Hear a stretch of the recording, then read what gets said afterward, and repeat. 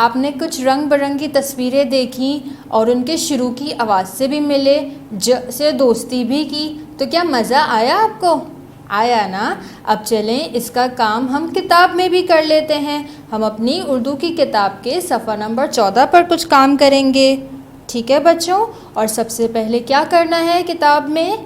शाबाश, ऊपर की 2 तस्वीरें देखनी हैं।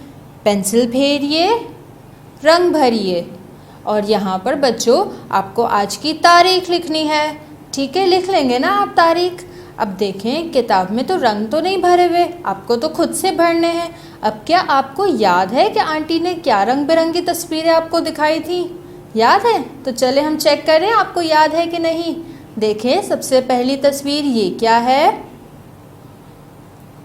शाबाश, बहुत अच्छे, जहाज। अब देखें ये क्या है?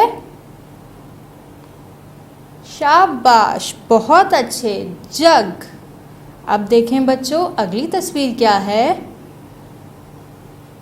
बहुत अच्छे बच्चों, आंटी को बहुत खुशी हुई कि आपको बहुत अच्छे से याद है, जूता। अब देखें अगली तस्वीर देखते हैं कि क्या प्यारे बच्चों को ये तस्वीर याद है। देखें ये क्या है? शाबाश, जाला। अच्छा बच्चों, क्या आप सबको इनके शुरू की आवाज़ याद है?